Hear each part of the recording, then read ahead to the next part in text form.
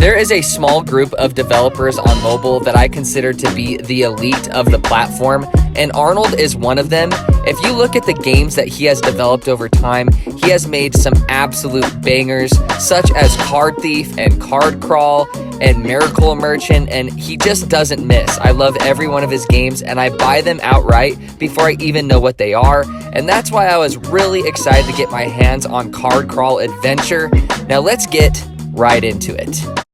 Card Crawl Adventure's art style is the same quirky, unique, distinct, unmistakable art style that you've seen in Arnold's previous games, and it really helps it stand out from card games, especially on the App Store, and I just love it. It is so good.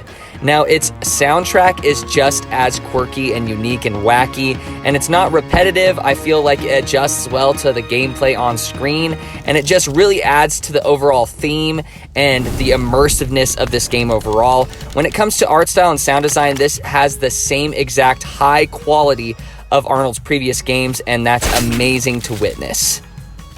Card Crawl Adventure describes itself as a roguelike deck-building card game. Now, this is much more complicated than Arnold's previous games, especially since it has the Card Crawl name in this game's name itself. It's kind of deceptive because there is so much you have to manage and learn in this game. The tutorial is actually pretty lengthy. It's well explained, but there's just so many things that you have to juggle and learn at once that I found myself not really knowing what I'm doing for like the first 30 minutes of this game, and I had to learn a lot of it through kind of frustrating trial and error. Now, the basics is that this kind of feels like Card Thief, the main mechanics of having to link cards together and kind of encounter those cards in the specific order that you've selected them. However, there's a lot of different phases that you have to keep in mind. The combat is a little bit more complicated. There's a lot of card effects that are scattered on certain cards and events on the board at once, and there will be cards being reshuffled and put onto the field too. But the best way I can describe it is it's Card Thief, but with way more complicated layered mechanics thrown on top. To put it simply, your entire goal is to reach an exit before 3 shuffles occur.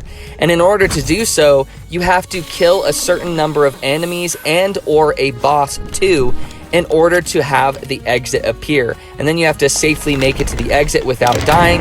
And then once you reach the exit, you're greeted with rewards or scenarios or choices to make. Now, these choices and scenarios are exactly what you've seen in other deck building roguelikes, where it will allow you to add certain cards or take away certain cards, or little choices that you can make that will reward you or penalize you and stuff like that. So it's nothing that you haven't seen before, but it's done well here. There are also several characters that you will meet, all with their own unique personalities and looks, some of them returning from Card Crawl and some of them new, and these include like merchants and stuff like that. So it does add a lot to the world building of this game and makes it feel like an actual place and not just like a card game, which is really cool. But aside from that, everything else is basically what you've seen in other roguelike deck builders. There are also different classes that you can play as, all with their own unique play styles and cards and abilities. And between runs, you can unlock things through gameplay for these specific classes. Now, the classes are also the main way of monetization, which we can get into now. The only monetization in Card Crawl Adventure is unlocking other classes. You get one class for free, but in order to play the rest, you have to purchase them through a 99-cent in-app purchase. And I think that's very fair. You get a ton of gameplay here with that one class, and if you're really appreciating the game and enjoying it, then you can just make a small little payment. You get to play another class and get a ton of gameplay and replay value out of that, and so on. So I've never disliked any monetization model from Arnold, and I think this one is fair, and it's a nice blend between free and premium. Now, all of this brings me to why it has been so difficult for me to review this game specifically without comparing it to previous games made by Arnold, especially Card Crawl, since Card Crawl is in the literal name of this game. And the strengths of a lot of Arnold's games are that they're simple to understand but hard to master, and that adds to the addictive nature and replayability of the games overall. They're simple to understand, but they have a ton of depth and strategy to them because of the interesting mechanics thrown in to the simple to understand mechanics. And that is just simply not here with this game. It feels like an amalgamation of many different elements of Arnold's games with the card crawl name slapped onto it. And I'm not saying that the gameplay is bad necessarily. I just think that it's going to be hard for a lot of players, especially players that are familiar with Arnold's previous games, to get into card crawl adventure specifically until they've poured quite a bit of time into this game to understand its various mechanics. And then I think there will be a core few, or a certain few, that will absolutely adore this game. I'm starting to really enjoy it because of the depth here. Once you learn it, there's a lot going on and a lot that you can improve on, but getting there is going to be very hard for the overall player base, in my opinion.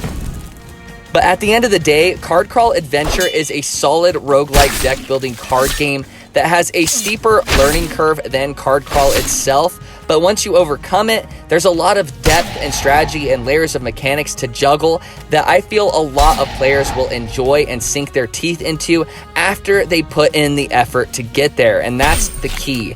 And I think some players just simply won't put in the effort to figure out all of these status effects for cards and combat mechanics and how you have to manage all of these stats at once and pay attention to certain phases and things that are happening. So that's the key, and that's what makes it tricky. But what's amazing about this monetization model is, as I've stated, it's fair, it's free, and you basically get to experience everything the game has to offer except for the other classes, all for free. So I don't think it would hurt you to try this out, and you'll know within the first 30 minutes if you're willing to really give this a solid shot or not.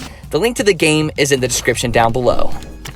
Alright guys, those are my first impressions and review of Card Crawl Adventure. If they helped you out, please leave a like, pop a sub, and comment. That really helps out my videos and my channel, especially right now when I'm not making as many uploads as I previously could. If you want more content from me, check out the link in the description down below. I stream occasionally on Twitch. I post on TikTok every single day, and I make mobile gaming content. I also have a Let's Play channel if you didn't know about that, which mainly covers Apex Legends content, but whatever I'm playing off of mobile, that's where I post there.